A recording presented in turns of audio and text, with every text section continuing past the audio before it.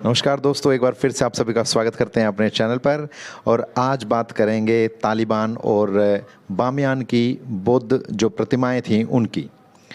अफ़गानिस्तान में अब तालिबान की सत्ता है। देश चलाने के लिए ज़रूरी है भारी मात्रा में धन का होना, लेकिन आपको तो पता ही है कि तालिबान जो है वो आर्थिक संकट से जूझ रहा है। इतना ही नहीं, जब से तालिबान ने अफ़गानिस्तान में सत्ता संभाली है तब से तमाम देशों ने उस पर पाबंदियां लगा दी हैं। ऐसे में तालिबानी शासक पैसे की आपूर्ति के लिए चीन पर उम्मीद लगाए बैठे हैं। उन्हें आस है कि चीन ही अब उन्हें नकदी की कमी से उबार सकता है। लेकिन मुसीबत इस बात की है कि पहले सत्ता में रहने के दौरान इन्हीं कट्टर तालिबानियों ने बामियान बुद्ध की प्रतिमा को नष्ट कर दिया था। बता दें कि चीन में बुद्ध को बहुत अधिक महत्व दिया जाता है। तालिबानियों की ओर से बामियान बुद्ध की मूर्ति तोड़ने का वहाँ काफ़ी विरोध हुआ था, और उस समय जब ये मूर्तियाँ तोड़ी गई थी वर्ष 2001 में, तब चीन में भी इसका काफ़ी विरोध हुआ था। मसलन तालिबान को भी अब इस बात का एहसास है कि जो कट्टरपंथ का और कट्टरवाद का उनका जो रास्ता है वो उन्हीं के विकास और उनके देश में आने वाले निवेश के लिए सबसे बड़ी बाधा बन सकता है। लिहाजा तालिबान अब चीनी निवेश के लिए बुद्ध की प्रतिमाओं का संरक्षण कर रहा है। मतलब साफ है कि बुद्ध की मूर्ति पर टैंक से हमला करने वाले और नाकाम रहने पर विस्फोट लगाकर तोड़ने वाले तालिबानी अब चीन को लुभाने और रिझाने की तमाम कोशिशों में लगे हैं। तालिबान प्रमुख हुक्मुल्लाह मुबारिज़ ने कहा कि पहली सदी के बौद्ध भिक्षुओं द्वारा बनाए गए मठ के अवशेषों को संरक्षित किया जाएगा। दरअसल ये एक बड़ा कदम माना जा रहा है जिससे चीन का रुख तालिबान के प्रति नरम हो सकता है।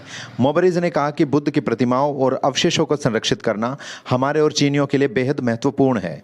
हमने इसे अपनी प्राथमिकता में शामिल किया है। हिंसा का रास्ता अपनाकर सत्ता हथियाने वाले तालिबान के सुर बदल गए हैं।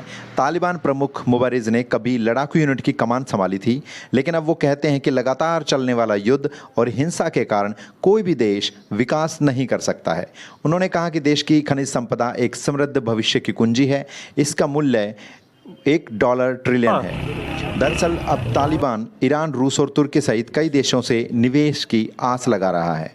बता दें कि 2 दशक पहले जब इस्लामी कट्टर तालिबान पहली बार सत्ता में थे तो उन्होंने देश के दूसरे हिस्से में बुद्ध की विशाल प्रतिमाओं को उड़ाकर दुनिया भर में आक्रोश फैलाया था।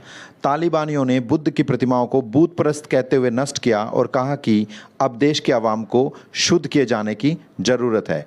और इसी शुद्धि के दौरान उन्होंने बामियान में मौजूद बुद्ध की उन शानदार प्रतिमाओं को बम और विस्फोटक लगाकर उड़ा दिया था। 6 मई 2001 को द टाइम्स ने मुल्ला मोहम्मद उमर को ये कहते हुए उद्धृत किया था कि मुसलमानों को मूर्तियों को तोड़ने पर गर्व होना चाहिए।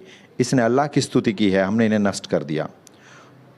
और इसके अलावा मुल्ला उमर ने यह भी कहा था कि कुछ विदेशी मेरे पास आए और उन्होंने मुझसे ये कहा कि हम इन प्रतिमाओं पर पैसा लगाना चाहते हैं क्योंकि ये बारिशों की वजह से, मौसम की वजह से नष्ट होने जा रही हैं, तो इनमें हम पैसा लगाएंगे।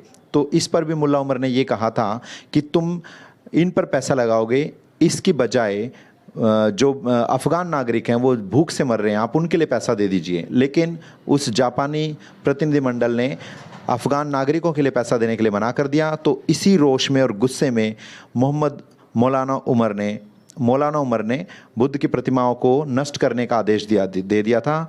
और मुल्ला उमर ने यह भी कहा था कि अगर भूखे अफ़गान नागरिकों के लिए वो जापानी प्रतिनिधिमंडल पैसा दे देता तो वो ऐसा करने का हुक्म कभी नहीं देते।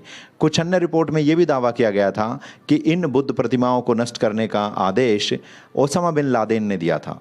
लेकिन उनके आदेश देने के बाद भी मुल्ला उमर और स्थानीय अफ़गान नागरिकों ने इसका विरोध किया था, लेकिन अंततः उनको ओसामा बिन लादेन के इस आदेश के प्रति अपनी वफादारी दिखानी पड़ी और इनको नष्ट कर दिया गया।